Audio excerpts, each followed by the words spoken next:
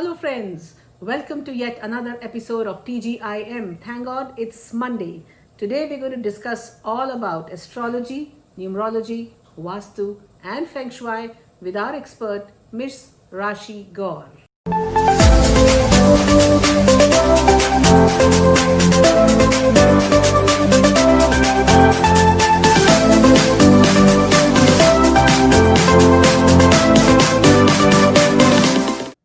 Hello, friends. It's a great pleasure for me to introduce our guest speaker of the day, who is going to talk to us about not one, not two, but four of her professional attributes, and that is numerology, astrology, Vastu, and Feng Shui. Our guest speaker for today is Miss Rashi Gaur. Rashi Gaur has spent almost her entire career advising people. Rashi is certified in the courses of Vastu Ratna, that is the study of residential Vastu, and Vastu Shastra Charya, that is the in-depth study of commercial Vastu, from All India Federation of Astrologers Societies. Rashi's forte lies in bringing together the goodness of Vastu Shastra and Feng Shui, and then blending it with numerology to make it more specific to the client by bringing more accuracy into the cures and remedies that are required to fix the problems in her clients' lives. She regularly consults, conducts workshops, has authored over 200 articles, and has been on TV shows and talk shows. Presenting Rashi Gaur. Welcome, Rashi, to the TGIM Thank God It's Monday show.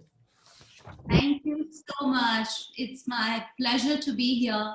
And I'd love to talk about what I do and I'd love to inspire people. So let's begin. Let's start this wonderful talk show, this talk session, and let's make this world a better place. Awesome, awesome, Rashi. So here goes my first question to you. What is a Monday for you? You know, very specifically, because our book is called Thank God It's Monday and the show is called Thank God It's Monday. What does a Monday mean to you? And how do you feel when Monday comes after, a most loved Sunday? Look, Monday to me is magic. And this is how I'd like to describe Monday. I am an extremely lively person by nature. I'm the kind of a person who loves to be up and about. Once I have rested on Sunday, these 24 hours are long enough for me to rest it out, to sort of rejuvenate myself. I'm really raring to go on a Monday. I'm one of those people who loves to, draw open the drapes. I'm the kind of the person who loves the sun to come in, enjoy my cup of tea early in the morning on a Monday, do my meditation, do my yoga, make my to-do list for the week, look forward to changing lives, look forward to helping people, look forward to creating something new in that particular week.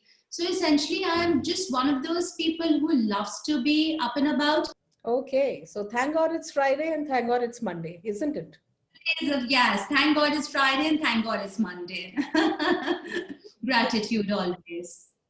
Absolutely well said, Rashi. And I loved the way when you said, I love to draw open the drapes, I mean, that is so deep. If you go deeper into that, it means a lot. Absolutely. So love that phrase of yours. And I'd also like to tell you that I myself, I have been watching you on your Insta posts and your social media handles, and they are highly helpful. The tips that you give, and especially I remember the 333 tip that you have given there, it's really helpful. I'm so happy to hear that. You're welcome. And what I'd like to ask you is, from where did your interest begin to get into the field of astrology, numerology, Vastu, and Feng Shui? A lot of people have asked me this question because I actually belonged to the field of communication. I was always a communication expert in the sense that I loved getting onto the stage. I loved writing. I loved creating. I was the kind of a person in school who would participate in debates and elocution. Even when I was a kid, I was 10-year-old, and it's surprising. On one side, I would be reading the likes of Black Beauty, and on the other side, I would be picking up books on numerology, and I would be picking up books on palmistry. And trust you me, I was doing that when I was 10, 11 years old. and I loved to apply it to my life. So clearly, you know, there was something deeper brewing within me. I was destined to be in this field. I did not know it then. As I kept growing older, I picked up Kotler on one side and I would go and pick up feng shui books on the other side. Then I started reading up about astrology. I started reading up about Vastu. And this science, you know, one after another, as I, you know, it just kept consuming me. I would get into one, then, you know, it would just pull me towards the other area and then the other. And what started with numerology and then palmistry and feng shui and Vastu and astrology, I mean, the list is never ending. Now, the next thing that I've been learning these days is the art of tarot. So it was something that just happened very naturally to me. I was always destined for it. The universe had already planned it for me. I mean, look at my name, Rashi. I mean, my parents didn't even know, and they named me Rashi, which is actually literally the science, you know, the astrological science also called Rashi. Wealth is Rashi. So I think I was just sort of, the universe had it laid down for me. I just needed to realize it. And what happens is that over a period of time, as I kept studying these sciences, I kept getting my degrees and, you know, certificates, and I had my gurus who were guiding me through the process. I also realized that my clairvoyance was going up. My ability to, psychic abilities were becoming stronger. And so I've just given into the process. I've got enough signs from the universe that I'm here as a medium and I need to make this world a better place, a happier place. And I completely enjoy the process. Awesome, awesome. So, I mean, you were destined to do that, and you're doing a fabulous job, I must say. Thank you so much. Thank you so much. I absolutely love what I do. And Rashi, as you said that, you know, you along the way you had certifications, you worked for that, and studied for that. Now, this question is specifically for our audience who's hearing you talk right now, is people who are interested in occult sciences and would like to pursue that. Maybe youth is interested to Yes. pursue that. My question right now is, how long does it take to study and, you know, become properly informed about and educated about these sciences so that you can actually take it up as a profession? Look, I'll tell you something. Even if you spent years and years and years learning these sciences, our Vedic Shastra, you know, whatever has been written down by our sages, our scriptures, the Hindu scriptures, oh my God, they are so in-depth and they're so beautiful. Even the best of scientists today can't put down things together, even in terms of astronomy. I mean, if you look at astrology, that's like so close to astronomy. It is surprising sometimes the kind of things that our Rishi Munis have written down, because today our scientists prove the same things, you know, and I mean, scientists, whatever they do is like science, and that's like really well researched. So what I'm saying is that our sciences are so in-depth, the Vedic sciences, that even if you spend years and years and years learning and reading and researching, at the end of it, your knowledge would just be like a drop in the ocean, seriously.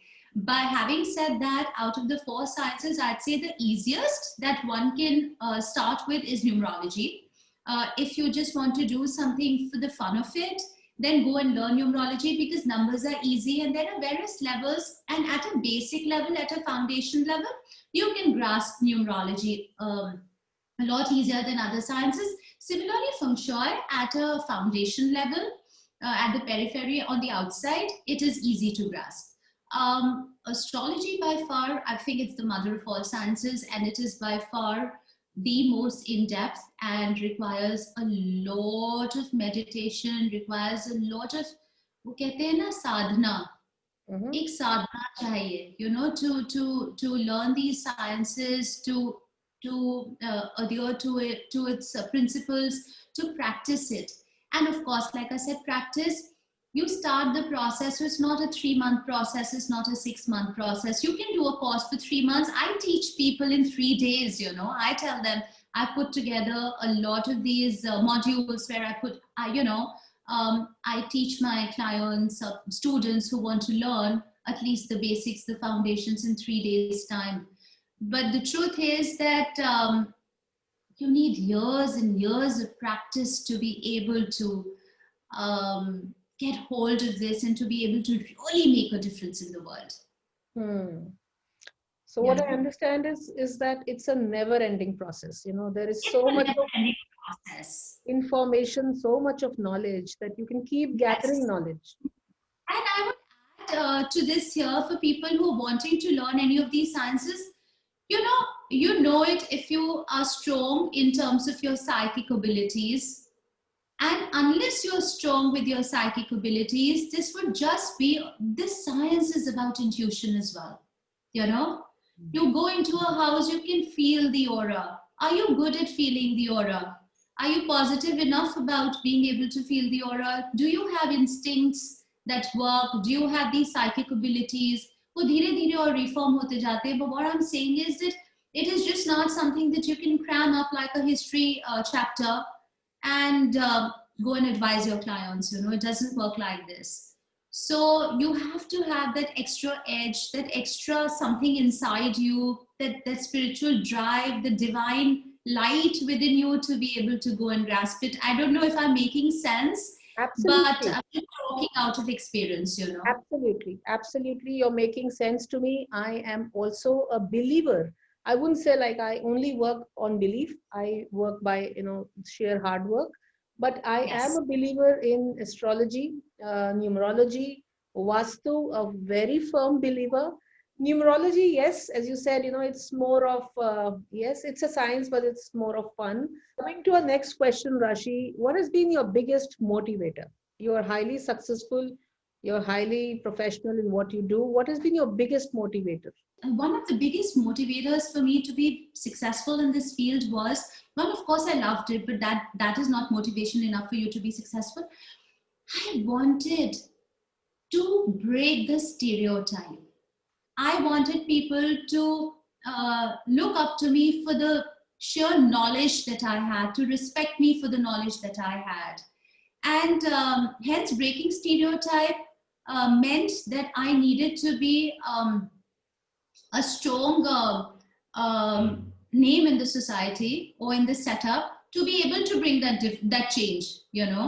That this is a field where even a regular person can go. You just have to work hard. You just have to have that desire for knowledge, that yearning for learning, essentially. And if you have this yearning for learning, you can be successful. It does not matter. The other thing that I felt was that in this field, there were mostly men, if you see, I wanted to reach out to the women as well.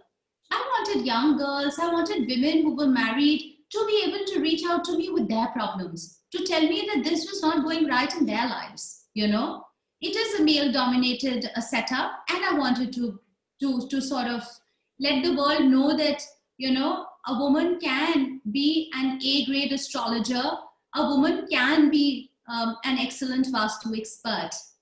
And so essentially, that was my biggest motivator to be successful. Very well answered, and I'm so proud of you. Thank you.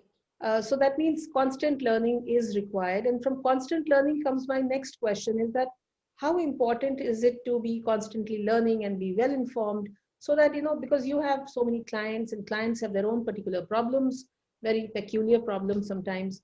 So how are you able to answer every problem? Do you have an answer to every problem? Yes, see, you have pretty much answered half of your question yourself. Firstly, being well informed, well, I'd say as well informed as you're supposed to be in any profession if you want to do well. There was this uncle of mine who always used to say, be a cobbler for all I care, but then be the best cobbler in the world. So whatever you do, whichever profession you're in or whatever you're aspiring to be, firstly, I would, my biggest belief is that you need to be the best at what you do, no matter what it takes. Similarly, in my field, and more so because it is a knowledge-driven field, you cannot fake knowledge. You have to be real with your knowledge. And being real with your knowledge is paramount because with this knowledge, you are actually changing people's lives. Absolutely. You're advising them to do something. They're coming to you with faith, with trust. So it becomes paramount that whatever you're doing, you need to be very well aware. And hence, whatever, and then you're going out, you're meeting people, you're going to various houses, residential, commercial, whatever, or you're seeing people's kundlis. Now, each person is different. Each situation is different. Each horoscope is different. Each space is different. If you put together all of this, there are like literally millions of permutations, combinations. You cannot be referring to a book out there. If you don't know your subject well, it will show on your face that you don't have an answer to their problems. And if you fake it, your career ends there, because this is word of mouth profession. If somebody loves your work, and all of these 10 years, 12 years that I've been in this profession, I've been operating on a very word of mouth kind of a system.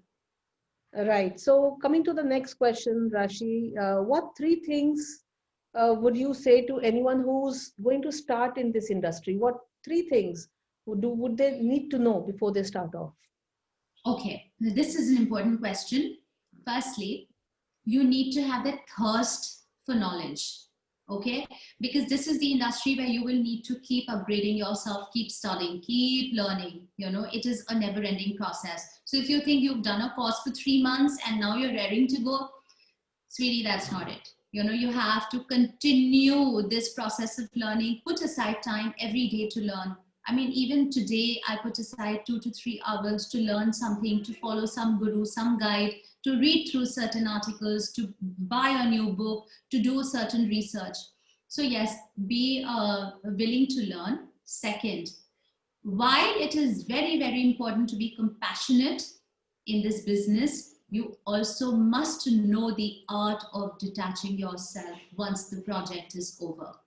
Third being, your inner vibration needs to be very high. If you're one of those little emotional beings who gets carried away with practically everything in life, this is not for you. Your inner vibration has to be very strong. So these are 3 very important factors that one must keep in mind. Okay, so that was pretty helpful, and I'm sure everybody listening to this episode will definitely benefit, because there are a lot of people now, interested in this field also, because earlier it was like a hobby, but now people are taking it up as a profession, and I'm sure they would like to be inspired and like to. Coming to the next question, Rashi, is that if you were to start now, would you do something differently? Oh yes, just one thing differently. And that is, I would be present on social media from day one. I was never present on social media. But it is the day and age where you have to blow your own trumpet. Nobody else is going to blow your trumpet for you. And I realized this much, much, much later into my profession. Had I done this 10 years ago, I would be, on a completely different level in terms of people knowing me. So yes, this is what I would have done differently. Okay, well said. Yeah, that is right. Rashi, what would you say is the number one key to success in your field? I'd say it's a combination of 3 things. Hard work. There are no shortcuts to hard work. Research and real knowledge put together contribute to being the number one key to success. Hard work, research, and real knowledge. Okay, perfect. Okay, now our audience would like to hear a story. I'm sure you are full of stories, because you are talking to people and people have stories and they come and confide in you, and then you sort of, you help them out. A success story, and why do you think it was a success? Every client of mine who succeeds in whatever they have come to me for, but there's this particular one that really touches my heart, because I think it has to do with a young girl's story, and I'm a mother of 2 young girls. There was this lady who got in touch with me. She was a mother of a young girl, marriageable age daughter. Her husband was very unwell. He was suffering for many years, his kidney issues and all of that, And she was a little restless because she said, I don't know with him what the situation is going to be. And I want my daughter married on time. I want him to see the wedding. And we've been looking around. And so, anyway, I gave her a few remedies around the house. I said, do this, do that. And within 15 days, she got a rishta. And yeah, within 15 days, she got the rishta, the right rishta. She got married to that guy, very well established guy, extremely loving. Now she's a mother of a 5-year-old girl herself and very happily married. Keeps sending me messages every once in a while, sends me a message about some person or the other who also is now looking for the right person in their lives to settle down with.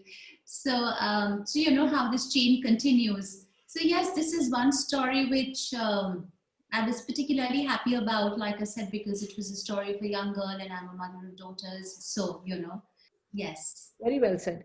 Rashi, for the last couple of months, all of us have got affected because of COVID, some way or the other. How have you been affected? I mean, have you been affected would be my question. And how do you keep going when the going gets tough? Positivity keeps me going. I'm the kind of a person who always likes to, and listen, when I say that things have not been given to me on a platter, I've had my set of difficulties in my life. Like any other. And one of the reasons I got into these sciences so strongly was because life did deal me with some rough cards and I needed answers. And this has guided me with a lot of my answers, but still a lot of gratitude to life, to God, to the Supreme Being every day for letting me wake up every morning with a smile on my face. Having said that, I'm the kind of a person who always likes to look at the glass half full rather than half empty. And when the glass is totally empty, then I know tomorrow is a new day because the only constant is change. And I am going to find a new source of water. The challenge during this COVID-19 was not so much as work because a lot of my consultations happen online. So my work never really stopped. I continued to work. My clients kept coming to me. New clients kept coming to me. Astrology readings were, abound. And my biggest challenge was that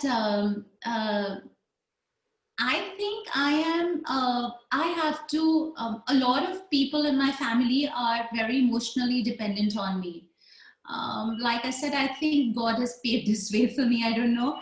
But they all turn to me. Most of my family members turn to me. So everyone is used to going out. Everyone's used to stepping out.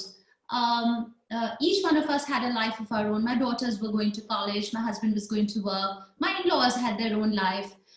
Now suddenly everybody in the house together all the time. Everyone saw those bickerings and those argumentative energies and this negativity once in a while. So my biggest challenge was to keep that vibration alive, to keep this house a happy house, because like I said, I love happiness around me. No matter what the situation, I cannot stay upset or sad. I just cannot. It's not in my inner being. It's not in my DNA, really. So yes, that challenge was there, and I kept reinventing things. I kept doing silly things here or there. I kept trying to keep the vibration alive. Little sage smudging, a little singing bowl bell here, a little prayer there, a little meditation exercise here. So yes, so that was a challenge because suddenly I realized that I was doing all of those things with my own family that I do with others. Great. Yeah, I'm sure because most of us now spent the last 8 months at home. And though, of course, we used to see our family in the morning and in the night time, but now, yeah, even though we are at our respective desks throughout the day, even my daughter is at her desk the whole day and I'm at my desk. But we're still looking at each other. I mean, we're still seeing each other move around the house, So it's like, and then of course we know what we're doing. We're bonding more.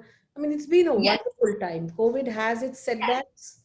We've all had our setbacks. Session with you, Rashi. I'm sure everybody is going to enjoy hearing you. And before we leave you, I want you to share with us your social media handles so that anybody and everybody who's interested in getting connected with you can do that, and they can start following you as well. Okay, so I'm of course available on YouTube as Rashi Gaur I have my website, which holds a lot of information, articles, a lot of videos directly connected from YouTube into my site. It is simply called, again, www.rashigaur.com. Rashi as in RASHIGAUR. I'm available on Facebook. I have a page. And similarly on Instagram, also it is Rashi Gaur Astrology Vastu. You can look for me. Otherwise, my phone number is 9810104320. This is a Delhi number. You can call me, get in touch with me. Write to me on vastuvithrashi@gmail.com. This is VASTU with WITH. Rashi, RASHI, vastuvithrashi@gmail.com. You can message me, WhatsApp me. You can go onto my website directly, write to me from there. And I'm there to help you all out. That was wonderful. It's magic. Thank you, Rashi. It was awesome. Thank you so much.